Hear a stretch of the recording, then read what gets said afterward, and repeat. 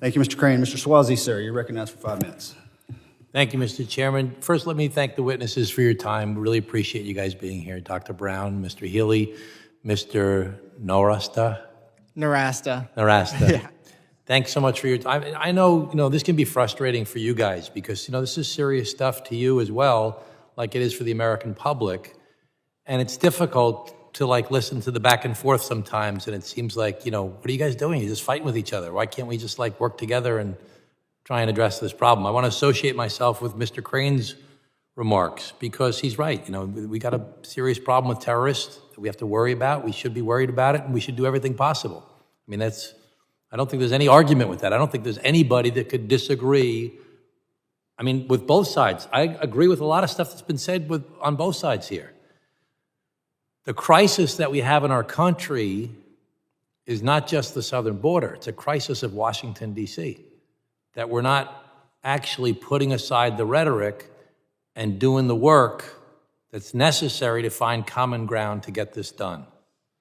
And so I don't want to talk about former President Trump or President Biden or Kamala Harris or, all that stuff. We've got to do a few things. We've got to secure the border. And there were a lot of things in the Senate bill that were great. Mr. Crane didn't like the idea of the 4,000 a day or something. And we shouldn't have anybody. You shouldn't apply for asylum in between the ports of entry. No number, just no asylum applications in between the ports of entry. The president's executive order lowered that number from 4,000 down to, I think, 1,500. But maybe it should be 0. And so people can apply for asylum. Asylum's an important part of America's history. Apply for asylum at safe mobility offices, which they're trying to do right now, but do it so you can apply in Guatemala, or you can apply in Colombia, or you can apply in somewhere in Europe or in Asia or another place. Apply those places. Don't come to the southern border. Why subject these people to pay $10,000 to some criminal entity, subject themselves to this awful trek, subject themselves to rape or murder or pillaging, awful experiences, parents and children? Why not just have people apply in other places? Don't put the pressure on the southern border. And let's do all the other stuff that was good in the Senate bipartisan compromise. More judges, more border security, build some more wall, more technology, do all that stuff.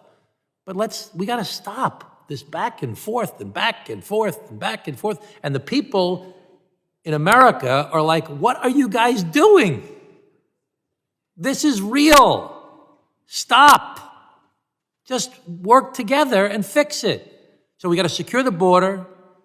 We got to fix the asylum system that still respects the concept of asylum. We used to applaud asylum in America. When someone defected from Russia, or from Soviet Union, I should say, we were like, yes, they're defecting. They're with us. They're not with them. They're being persecuted. We're going to help them. Well, there are still people being persecuted in the world.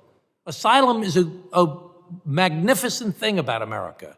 But let's not make it so that people are using asylum because they've been coached by a coyote and abuse the system because they're just doing it for economic reasons, which we understand that. We have compassion for people doing it for economic reasons, but that's not the purpose of asylum. The purpose of asylum is you're being tortured or persecuted in your country for your political beliefs or something else about you, and you have nowhere else to go, and America is the beacon of light for the rest of the world. So let's keep asylum, but let's fix it from being abused right now.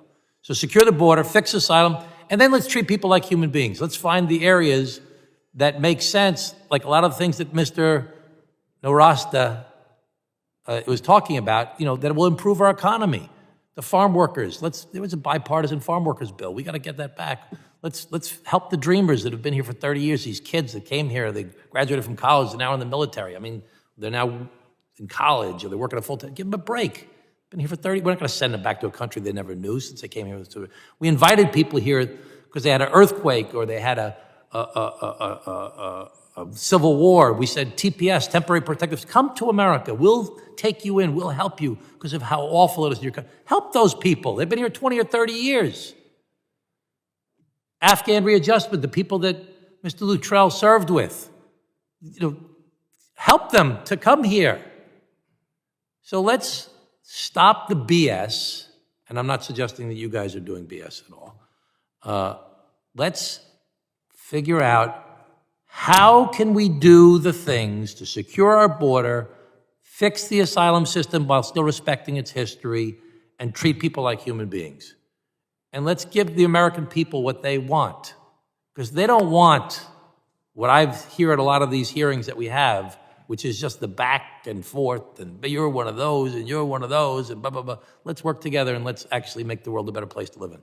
So I'm sorry that I did all the talking. I didn't ask you any questions, but I appreciate your service, all of you, for spending the time, not only today, but devoting your lives to these public policy issues and helping to educate. I took the time to read your testimony, and I'm grateful to you for the work that you've all done.